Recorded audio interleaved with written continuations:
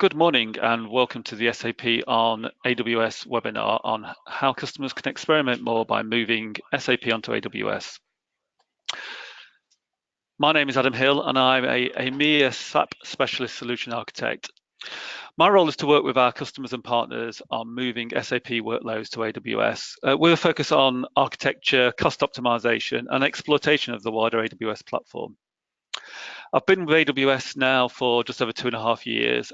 Prior to that, I've spent 20 years working in the SAP world. Mainly my background has been basis. So since joining AWS, I've had the privilege to work with some of our largest customers such as BP and Compass Group, who have already taken advantage of the benefits of running SAP on AWS and what it brought to their organizations. So I'm hoping you're all here today because you're interested in having a 100-level overview of running SAP on AWS and why this is a new paradigm and what benefits it can bring to your organization in the future.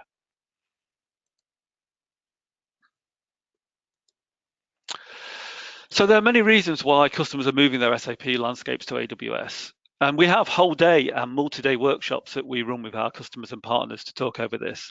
But in this 1-hour session, I'm going to focus on 4 pillars. Firstly, the breadth and depth of our platform, why it's a complete cloud platform for running SAP. The economics and cost benefits of running SAP on AWS. Security and compliance, of course, for every enterprise, this is really important. And the current platform certifications and roadmaps of where we think we're heading. So firstly, why do we call it a complete cloud for business innovation? Well, on the technical side, we have currently 66 availability zones and 21 geographical regions around the world. And we've actually announced plans to launch 12 more availability zones and 4 more regions over the next year and more. So that includes Bahrain, Cape Town, Jakarta, and Milan. We currently offer over 165 individual services and continue to innovate and launch more every week. We've been continuing to expand our services to support virtually every cloud workload, whether it's compute, storage, databases, networking, analytics, machine learning and artificial intelligence, or IoT, mobile and security. The list goes on. On the customer side, we have millions of active customers every month, and thousands of those customers are running SAP on our platform, and hundreds of those customers are enterprise production workloads. So what's the draw? Well, at Amazon, we often use a saying, one-way and two-way doors. So a one-way door is characterized by the situation where once you've walked through that door, it's really hard to go back to your initial state. Think of this in the security line of an airport or the airplane doorway when skydiving. Once you're out that door, there's no going back. These decisions are reality and we all have to make them. They require careful analysis and they probably require some sort of expert advice or peer monitoring. And we make those decisions every day, but they have much longer design cycles and decision cycles. A two-way door is a decision where you can stop overanalyzing and just do it. Experience the other side, and if it doesn't work out, you pivot and run back for another experiment. My argument is that AWS takes away those traditional infrastructure barriers that customers contemplate before they accept the next innovation of SAP. When most customers do an amount of planning at the beginning of a project, and when do customers typically know least about the project and their own capabilities and shortcomings? At the beginning of a project. So typically at the start of projects, you're looking at making a one-way decision without actually having all the data points. We've all been there in our careers where we've had to do SAP quick size or estimates, not really knowing the actual data points that you actually need to fully size that system. So you're cautious and you will oversize and then make that capacity commitment, not knowing exactly what your system's going to need in the future. With AWS and a two-way door, you can actually size that system being conservative and then grow as you go without the need to overcommit at the beginning. So that's just an example of how those two-way doors enable you to innovate on our platform with your SAP workloads. So we've been actually working as AWS since 2006. That's when we actually started with our first production service, S3. And since then, we've had a proven track record of innovation. We've launched over 4,100 new innovations or services in the last 3 years. And of course, we support everything from SAP NetWeaver 7 running on traditional databases such as Oracle, MySQL, DB2, and Sybase ASE. But we've also stayed on the cutting edge of certification with all the new digital core products that SAP have launched, such as S4 HANA and BW for HANA. I'll talk a little bit more later on about some of the announcements we made at Sapphire around SCP and our future scale-up options for HANA. So if we talk a little bit about actually how long we've been working with SAP and AWS. So actually SAP came to AWS at the beginning of 2008 as a customer. And in 2011, we formalized our official partner status as a technology partner. So if any of you have used the SAP Cloud Appliance Library or taken a training class at SAP TechEd or Sapphire, then it's most likely that those systems have actually been running on top of AWS without you knowing it. Now, I'm not going to dive into every single bullet point on this slide because it's a very busy slide, but I'll point out a few key innovations that have happened over the last few years. So if we look back at 2016, when we launched our X1 platform, we were the first hyperscale cloud provider to certify HANA to run in the cloud. And that was very much driven by customer feedback. So customers had told us running HANA on-premise was painful, time-consuming, and costly. And they wanted a solution that enabled them to launch HANA in the cloud without that upfront commitment. So we initially launched our X1 at 1 terabyte, very quickly followed out by 2 terabytes. And again, driven by customer feedback, we then looked at scale out, initially to 14 terabytes. And then in 2017, we moved on to scale out for 50 terabytes. I'm pleased to announce this year at Sapphire, we also announced we now support up to 100 terabytes for scale out. But we didn't stop there. So we also took feedback from customers that actually as more and more they move their OLTP workloads to HANA, they want to scale up. So in 2018, we launched our X1 platform for 4 terabytes. And then at the end of 2018, we launched our bare metal high memory instances for HANA at 6, 9, and 12 terabytes. Again, we didn't stop there. We listened to what customers asked for, and they said they want to scale out for S4. So this year at Sapphire, I'm pleased to announce we launched scale out for S4 at 48 terabytes, so 4 times 12 terabyte nodes. Again, we're the first hyperscale cloud provider that has supported scale out of S4. Not resting on our laurels, we also have now announced at the end of this year, we will launch 18 and 24 terabyte instances for scale up S4 HANA and ERP on HANA. We've also worked with SAP in a number of different innovations in their SaaS and platform as a service offering. So SAP run SAP Cloud Platform in 7 regions, supporting 44 of their services. They also run HANA Enterprise Cloud on top of AWS in a number of regions. And finally, this year at Sapphire, we also announced a joint innovation with SAP around their IoT platform with both cloud-to-cloud integration and coming later this year, edge-to-edge integration. If you're interested in some of the things we're doing in that space, please tune into my colleagues' webinar, which is the same time next week on the 25th, where we'll talk more about the extend strategy we have with SAP. So as I mentioned, SAP also works with us as a customer, and we underpin not only some of their platform as a service offerings, but a number of their SaaS offerings, so things like Concur, SuccessFactors, and Hybris. And we continue to work with SAP and their strategy to move all their offerings to cloud. So we talked about this as the PowerPoint depiction of a cloud cake. Like all cakes, the base needs a rock solid basis before you put anything meaningful on top. And for us at AWS, this is the infrastructure level. We offer customers the capabilities to create architectures capable of supporting the 4 nines of availability, meaning less than 53 minutes downtime a year or 4 minutes, 23 seconds per month. Our S3 service has infinite scale and durability at 11 nines. Meaning that if your company stores 10 million objects in S3, you can expect to lose one of those objects every 10,000 years. And all this comes with a platform that can meet or greatly exceed most customer requirements. So in the middle layer, we have our SAP supported database and applications. So we don't operate much of this layer other than making sure that we provide the underlying infrastructure to support those applications and work with SAP on certification. This is where customers lean in with our global SIs and traditional SIs who do all the requisite database and application support.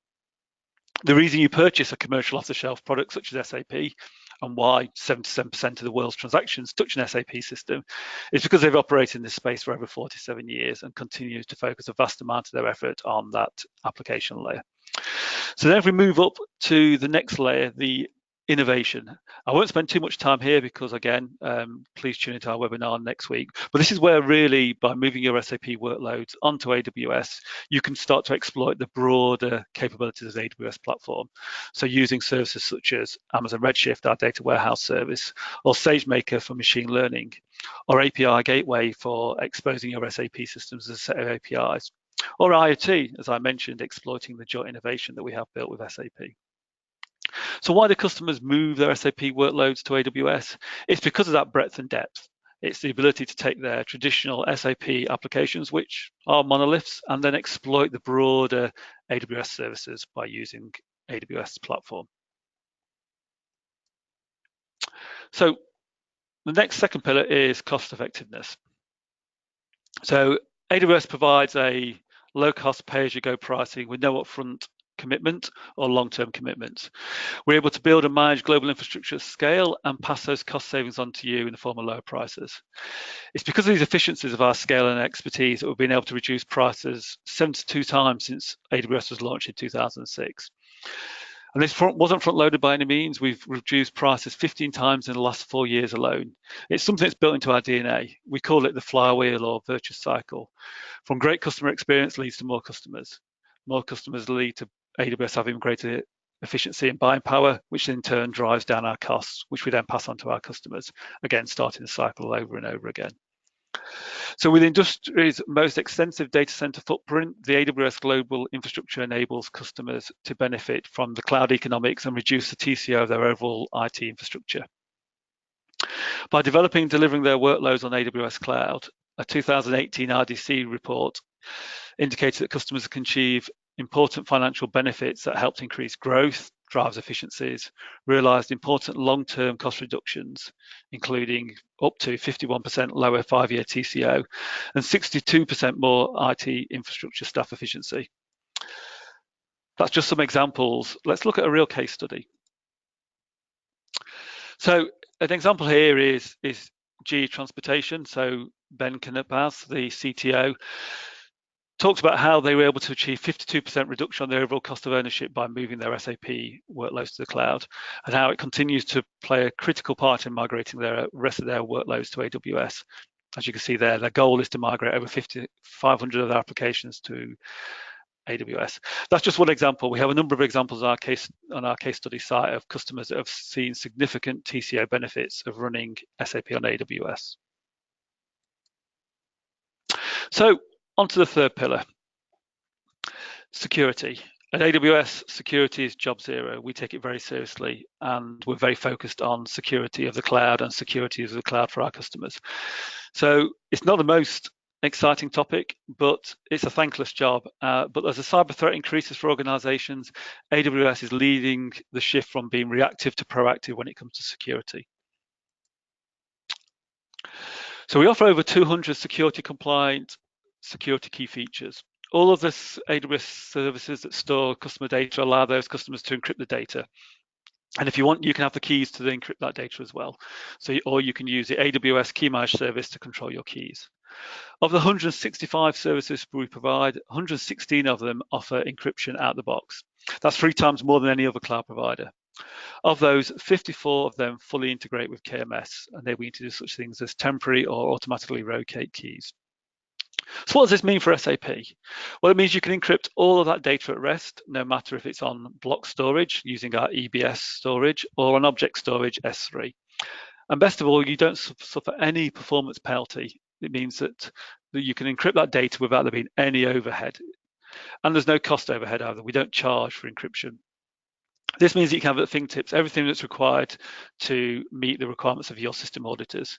And you can also utilize the broader AWS services such as AWS Config, AWS Control Tower, and AWS Service Catalog to mandate and verify those security guardrails that have been agreed by the business and the IT.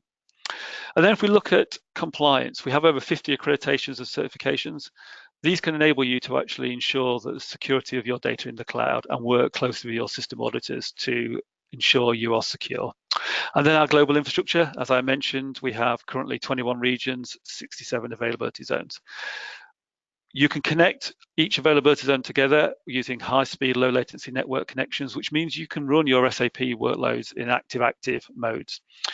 That means you have a number of different options when it comes to cost optimization recovery for HANA. So you can run with cost optimized HANA system replication where the second instance is not full sized and you scale up on demand. Or if your RTO is less, you can run full HADR recovery where you run a second full size HANA instance in the other availability zone and use HANA system replication. So lastly, the fourth pillar, certification and support. As many of you can guess, actually, there's a big difference between working and certified, and we focus very much on ensuring that all the SAP products we support are certified, and we work very closely with SAP on that certification roadmap. So it's key to understand that actually everything we talk about is certified by SAP. So this moves me on to Nitro. So Nitro is the underlying part of our compute platform that we have certified with SAP for running those mission critical workloads. And that means that you don't have to run the HANA hardware check tool benchmarking, because that's actually what we've done already with working with SAP. We've gone through all that certification, we've run the benchmarks to prove that all of our instances architected for HANA meet the requirements of SAP. So that's effectively meeting that strict core to memory ratio that SAP have with TDI4, and then also offering instances with the relaxed ratios for TDI5. All of these are listed on our website, and you can also see them listed on SAP's HANA Infrastructure as a Service directory. So what Nitro has enabled us to do is optimize the underlying infrastructure platform to make the most of the hardware and make that available to you as a customer through the virtual machines. So it frees up almost 100% of that EC2 instance for customer use.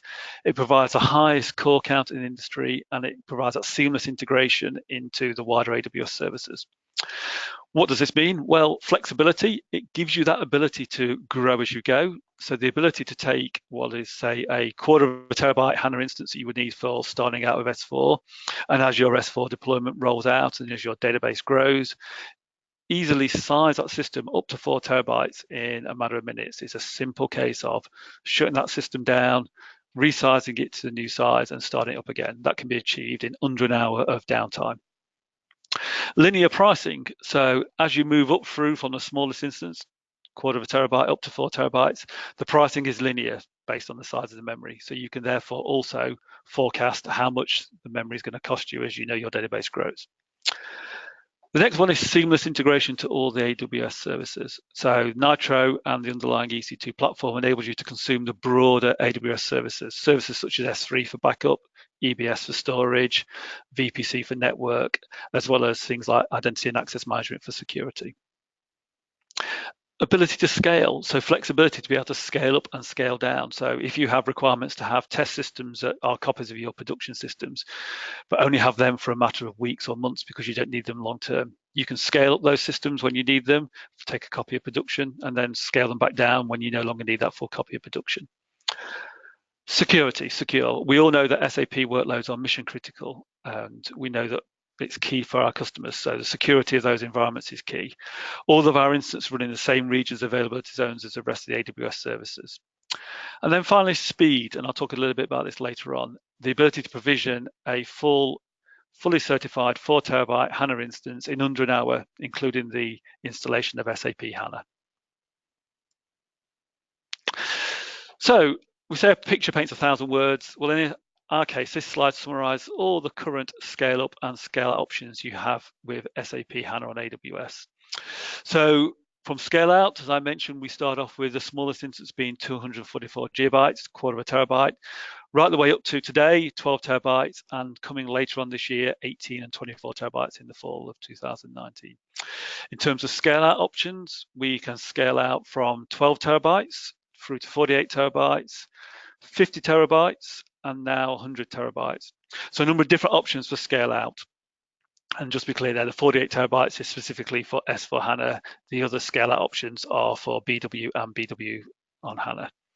So a multitude of options, and you're not locked into any particular architecture. If you start out and find out that you just only need a terabyte now, but ultimately you know your database will need to grow to 12 terabytes, again, you can change the size of the instance in a matter of hours without any data migration or any re-network connections or change of security. And the same with scale out. As you find your environment grows, you can just add in additional worker nodes and redistribute the data across those as the database grows. So we believe this provides the biggest range and broadest range of certified HANA instances for our customers. And as I mentioned, how easy it is to scale up. It can be done in a matter of minutes. So in this example, we have a 6 terabyte instance. You simply stop that through either the command line or the console. You change the instance type using a simple command line command or a console change. You then start that instance again through the command line or the console, and the instance starts on a new 12 terabyte host.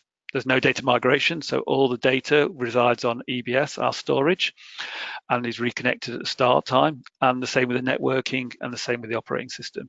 So in a matter of minutes, you can move from a 6 terabyte instance to a 12 terabyte instance.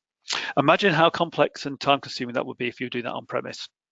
You would first of all have to order that new 12 terabyte appliance, wait for it to be delivered, make sure you had the room in the data center, install that 12 terabyte appliance, and then arrange downtime to copy the data from the existing 6 terabyte instance across to a 12 terabyte instance, making sure that everything went to plan, and then make it available to your users. With our approach, minimal downtime. If you have an issue, you can always go back to the 6 terabyte instance as well. So moving on, transforming your SAP landscape with AWS and how we can help. So first of all, retiring technical debt. A lot of customers are currently running older versions of SAP, and they're now starting to look at building that business case to move to S4HANA. We all know SAP is very focused on customers adopting S4HANA and are working with hyperscalers like AWS to help those customers adopt S4HANA and move off those legacy SAP applications such as ECC. So how do we do that? Well, we have a number of different tools and enablers to help you do that, and I'll dive into each of these in the next few slides. So first of all, we have our S4HANA QuickStart. Then we have our S4HANA Move Experience. We have our competency partners. We have our solution spaces, and we have AppStream for deploying the SAP GUI.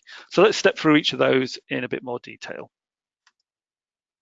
So our S4 QuickStart, you can think of it as two things. It's a reference deployment that we've validated with SAP for deploying S4HANA in the cloud, and it's a set of automated infrastructure as code. So this condenses hundreds of manual procedures into just a few steps. It's also customizable, and we actually make this available in GitHub for you to customize as a customer or partner. It's designed to be fully functional and production deployment, so it will actually deploy a S4 system across 2 availability zones. And it uses our AWS CloudFormation service for the provisioning of all those required AWS resources. And then if you provide the actual S4HANA media, it will also install the full S4HANA system, so the database, the primary application server, and any additional application servers you select. Now, we don't charge for this QuickStart. It's available at no additional cost. You just pay for the AWS resources that you use. So the QuickStart's a very good way of actually getting an S4 system up and running takes 2.5 to 3 hours and enables you just to get hands-on with S4 very, very quickly without having to buy any infrastructure or spend any time commissioning that infrastructure. So I've already mentioned the QuickStart and how quickly that enables you to get a greenfield S4 system up and running. But if you're looking at doing a migration from, say, ECC on AnyDB or ECC on HANA, then we have our rapid test migration program built around the SAP DMO tooling. It utilizes that same QuickStart to build out that underlying AWS infrastructure and enables you to take that existing system running on AnyDB or HANA and convert that to S4HANA. So an example here, we have a customer that converted a 8 terabyte Oracle system to a 2 terabyte S4HANA system in 48 hours. So that's typically aimed at what we would call those brownfield migrations, and it really helps with that heavy lifting of moving those existing ECC systems to S4HANA and moving to the cloud at the same time. So that's another example of our accelerator. And that's available with a number of partners. So we have a number of partners who are offering the Move Experience with the accelerator as a package service to our customers. And I'll talk a little bit more about that in the next couple of slides.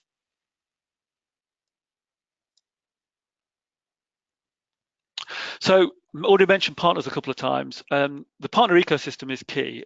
Majority of our SAP customers will work with one or more partners. And we focus very much on enabling our partners to help our customers. So we work with the global SIs, the more regional SIs, and managed service partners who have both that deep expertise in SAP and also a competency in AWS. And currently, 42 of those partners actually hold what we call the SAP on AWS Partner Competency. And we're actively working with partners who have yet to achieve the competency and how they can get there. In addition, we work with a number of technology partners, so those providing operating systems such as SUSE and Red Hat, partners providing clustering solutions such as SIOS and Veritas and SUSE and Red Hat, and also backup solution partners such as Commvault, Veritas, EMC. And we also work with partners that provide migration tools, so partners like Delphix and SmartShift and Atadata. So we work with all those technology partners who operate in that SAP ecosystem. And what was key for us is actually we support those partners in making sure they deliver the right customer outcomes for you. So we work very closely with those partners to make sure they have that in-depth knowledge of running SAP on AWS. We do that for a number of ways. So we run SAP on AWS training for those partners. We sit down with those partners on an annual basis and review our platform offerings and take feedback of where they see there as further enhancements needed.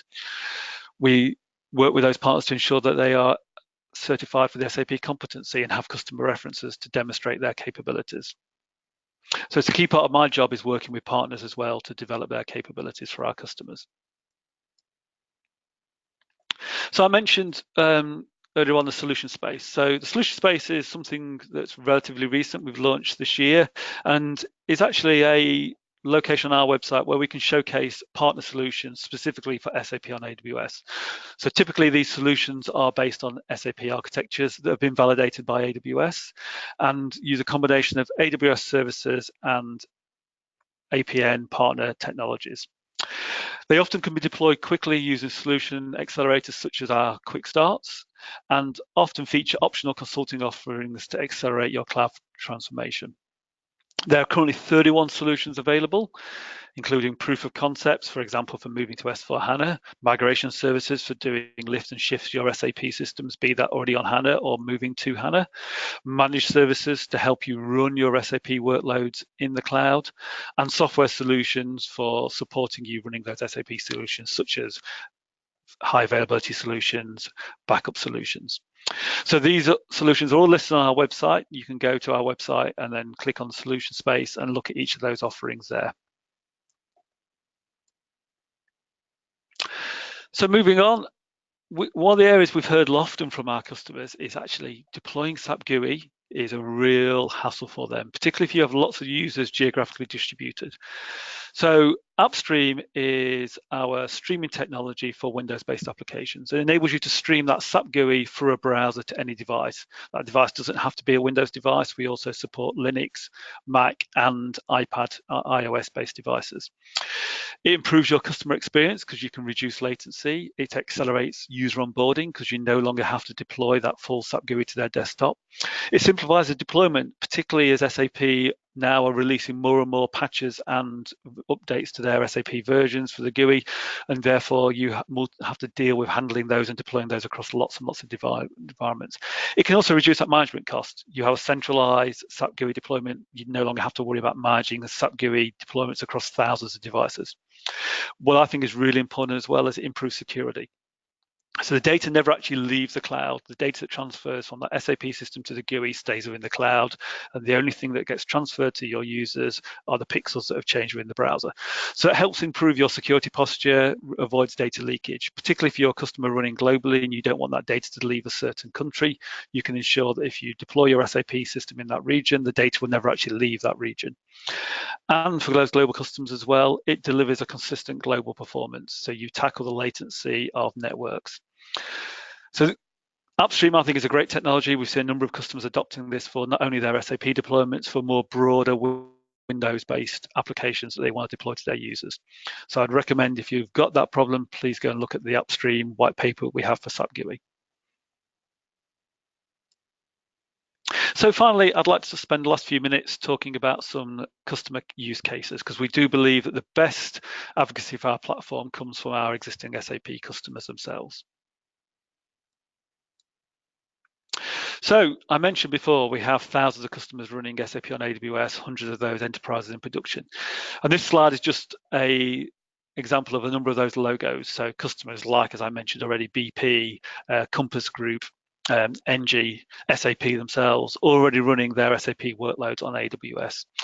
Other customers in the UK include First Group. Customers in the wider Europe include Decathlon, NG, who I've already mentioned, Coca-Cola in a Czech.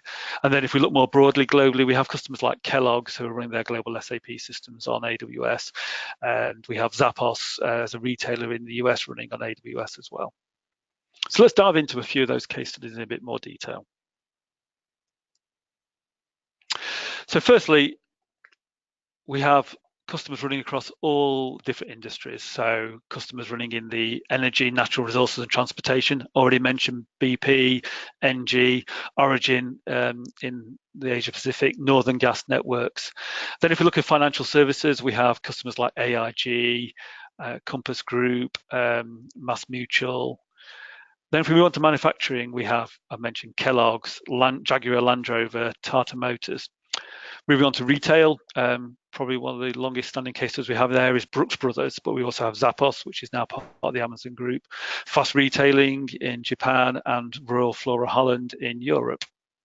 And then finally, if we move on to public sector, healthcare and life sciences, we have Bristol Myers Squibb, we have SAP NS2, which is their federal business in the US, runs on top of AWS GovCloud, and we have Novartis. So we have a number of range of different customers across all industries running SAP on AWS. And if we look at some of the customer use case categories, so the ones I'm talking about today is that migrate and transform. So taking your existing SAP systems, removing that technical debt, and then also modernizing those mission critical systems, moving to S/4HANA, moving to BW for HANA, and exploiting the broader AWS services. We also have the extend and migrate and operate categories. And I'm not going to talk about these today, but again, I'm just going to promote the webinar my colleague John will deliver next week, again on Tuesday 25th, where he'll focus more on the extend side and the manage and operate. So please tune into that webinar. So to wrap up a few case studies. So firstly, Del Monte, they were able to reduce their deployment time from 2 weeks to 1 hour. They were able to deploy resources to work on the most important things, which are developing new products for our customers. And actually within 4 months, they were able to migrate over 200 servers and 50 SAP environments to AWS. So they significantly benefited from the agility and flexibility of our platform to unlock that innovation within their business. Moving on to GulfMark, so they migrated 30 SAP environments. They reduced their cost of ownership by 52%, and importantly as well, and a common use case we find for our customers, they improve reliability by being able to move to a truly high availability 24/7 operation. So we often hear, and particularly again, this is relevant with HANA workloads, making those HANA workloads highly available and to ensure business continuity is quite expensive on premise. By moving to AWS, you have those opportunities to deliver both high availability but also improve TCO. And then we move on to Somoto Chemicals. They were able to benefit by moving to S/4HANA on AWS and improve the overall performance of their batch processing. So they actually reduced the batch processing time by 40%, and were able to scale out their HANA system to over 200,000 SAPs on top of AWS, but only need those SAPs when they need them for batch processing and switch them off when they don't need them. They're now focused on how they can actually then exploit the broader platform of AWS with IoT and AI with the rest of their SAP landscape. And then Whirlpool, final case study. So Whirlpool have been able to take advantage of our EC2 high memory instances for HANA, and they've launched a 6 terabyte HANA instance. And as you can see there from the quote from Mike, it just worked. There was no difference from a normal EC2 instance, no pre-work, no testing, no special AMI. We just tried it and it worked. what did this mean? Well, it meant they were able to move to having full copies of production in 8 hours rather than the 5 days it was taking them on premise. This means they can actually have much faster environment refresh cycles and actually benefit from the AWS platform for improving their testing. So that was a 35-minute talk on what we can offer you. In terms of follow-up, then here is a couple of links for you to go and look at for more details. So we have our website, aws.amazon.com/SAP, and we have our blog, and you'll see there's a number of new blogs on there from Sapphire, which I would encourage you all to go and read. So that's aws.amazon/blog/AWS for SAP. So I'd like to say thank you very much for listening. What I'm now going to see is if we have any questions. Okay. So one of the first questions is, which region are the high memory instances available in? So currently they're available in the what we call the Dublin region, the Ireland region, and we are able to launch those in other regions. So if you have a requirement to launch those in other regions, so particularly based around maybe latency to your organization or data residency, then we can launch those in any region. So please reach out to us, contact us through your account manager, and we can work with you to understand your requirements. Another question is, does the HANA S/4HANA QuickStart install the application tier? It's optional, so you can choose when you use that QuickStart whether you want it to deploy just the underlying AWS infrastructure, or if you provide the S/4HANA media, we will deploy the HANA database and the primary application server, and then you can choose how many additional application servers. So it's totally flexible. As I also said, you as a customer or a partner can actually take that QuickStart, it's available in GitHub, and make your own copy of it and adapt that to your own needs. And this is something we often see partners doing. So we see partners taking the QuickStarts and adapting them to their specific needs, maybe adjusting them to install other SAP products as well. So let me see if I've got any more questions.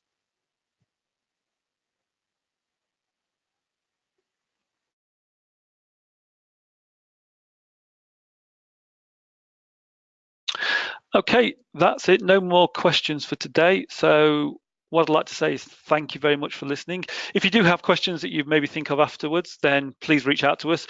We will be making this webinar available and sending out an email to everyone that's attended, so you will be able to get an offline copy of the webinar in a few days' time. So I'd like to say thank you very much for your time and attending.